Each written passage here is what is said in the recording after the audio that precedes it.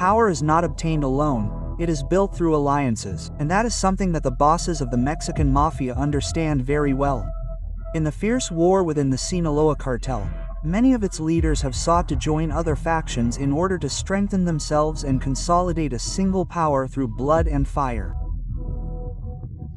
In this case, MAYITO FLACO, leader of the MISA, has recently let it be known that he is seeking new relationships with feared criminal organizations, including the Northeast Cartel and the New People of Tigre. This shows that he is determined to take power, no matter the cost, from the Chapitos, and that his goal is the head of IVÁN Archivaldo Guzman Salazar. Today in this installment of Narcónicas we will tell you the details of this terrible alliance that is woven in the intricate world of drug trafficking. Power is not obtained alone, it is built through alliances, and that is something that the bosses of the Mexican mafia understand very well. In the fierce war within the Sinaloa cartel, many of its leaders have sought to join other factions in order to strengthen themselves and consolidate a single power through blood and fire. In this case, MAYITO FLACO, leader of the MISA, has recently let it be known that he is seeking new relationships with feared criminal organizations, including the Northeast Cartel and the Gente Nueva del Tigre. This shows that he is determined to carry out mass executions and caravans of hitmen armed to the teeth. Rumors of an unprecedented pact have begun to circulate strongly in the corridors of the underworld. MAYITO FLACO has reportedly reached an agreement with the Northwest Cartel and the faction known as Gente Nueva del Tigre, with the aim of delivering a precise blow against the Chapitos and their allies. The Northeast Cartel, direct heir to the Los Tesedas cartel and considered one of the most violent groups in Mexico, maintains an iron grip on northwestern states such as Tamaulipas, Nuevo Leon, and Coahuila. Their presence, marked by methods of terror, videos of executions, drug messages, and the brutal use of violence to sow fear in the population, has given them a reputation as a feared cartel, but at the same time limited their expansion into other territories dominated by old clans such as Sinaloa or Jalisco Nueva Generación.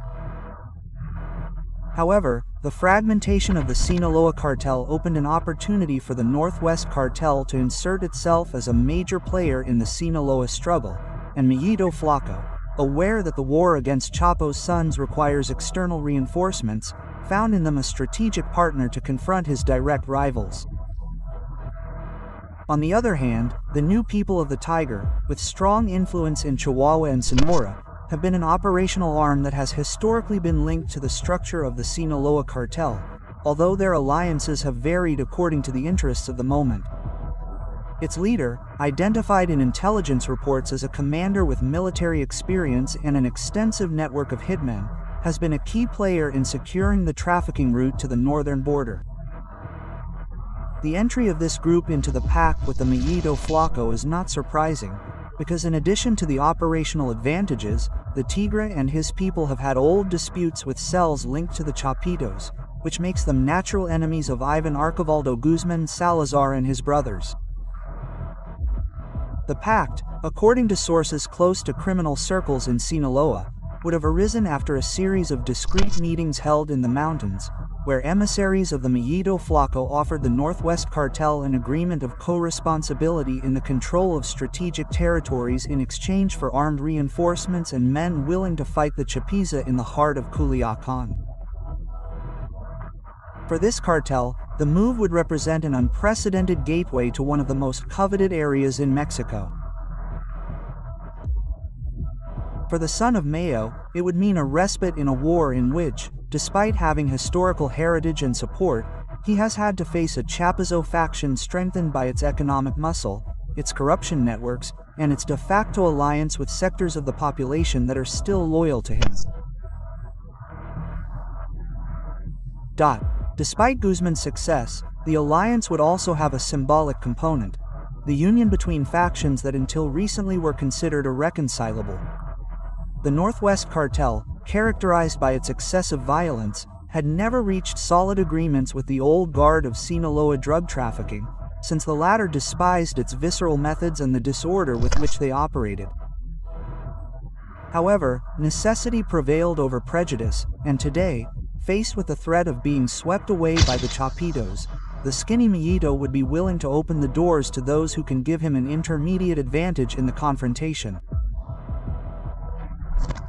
Intelligence reports leaked to local media indicate that caravans bearing the names of the Northeast Cartel have begun to move discreetly toward the northeast of the country, with some joining in Sonora under the cover of the Nuevo del Tigres people, which would avoid drawing the immediate attention of federal forces.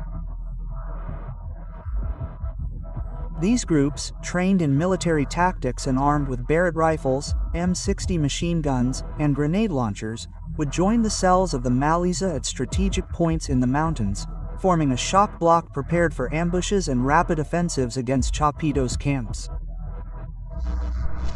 The consequences of this movement made us wait.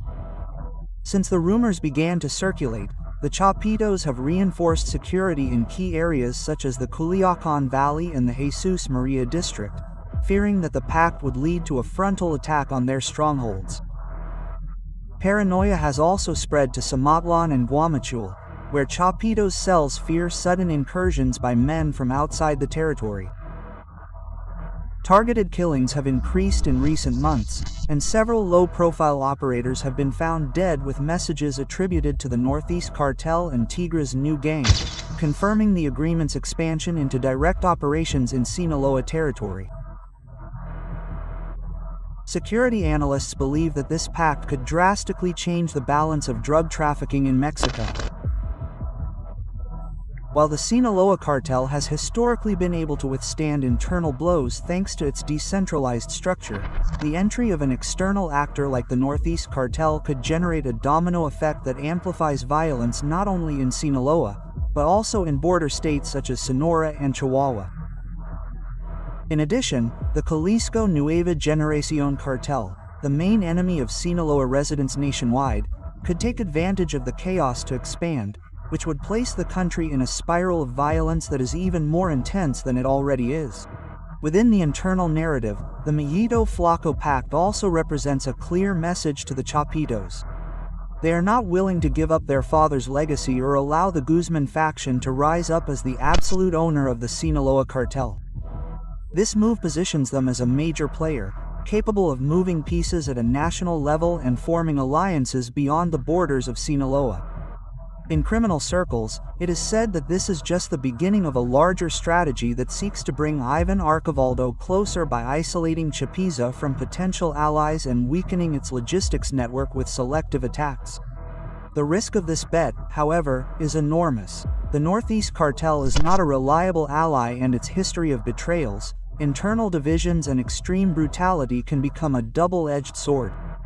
The presence of its hitmen in Sinaloa could unleash not only confrontations with Chapiza, but also with cells historically linked to Mayo Zambada himself, who do not look favorably on the intrusion of outsiders into their territory. In addition, the military presence in Sinaloa has increased, and any move that draws the government's attention could lead to massive operations that end up weakening all those involved.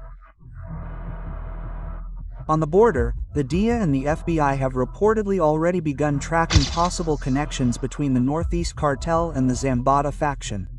For U.S. agencies, the coming together of two of Mexico's most violent groups poses a major risk, not only because of the trafficking of drugs to and from their territory, but also because of the violence that could spill over into key cities like Laredo, Nogales, or El Paso.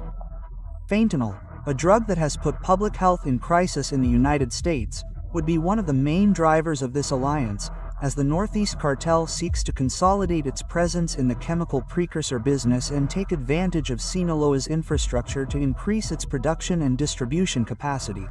On the streets of Culiacan, the population lives in fear and expectation. Rumors of a massive attack by the Maliza with support from the Northeast Cartel have circulated among the inhabitants of troubled neighborhoods, and every time a caravan of armored trucks passes through the city, citizens lock themselves in their homes to avoid being caught in the crossfire. Daily life has been disrupted by a war that seems to have no end. And the pact of the skinny little man, far from bringing calm, threatens to ignite the fuse even more. Some observers believe that the move by the skinny little man reflects his ambition to establish himself as the legitimate heir to the throne of his father, Ismail El Mayo Sabata, who, weakened by violence and illness, has lost an active presence in the organization. For the young capo, making a pact with this cartel and with the new people of the Tigre is a desperate act, but also a demonstration of the audacity that could catapult him to the undisputed leader or sink him into a spiral of betrayal and chaos in the underworld of drug trafficking. Pacts rarely last, and recent history has shown that alliances break as quickly as they form, leaving behind a trail of blood and death. The future of this alliance is still uncertain, but what is clear is that Sinaloa is preparing for an unprecedented storm. The entrance of this organization onto the Sinaloa scene represents a change of pace that could mark the beginning of a new era in the history of organized crime in Mexico, where the borders between cartels are blurring and loyalties are changing based on survival. El MAYITO FLACO has decided to risk everything to stay in the fight, and with the support of the new people from Tigre and the Cartel del Noreste, his offensive against Los Chapitos is just beginning.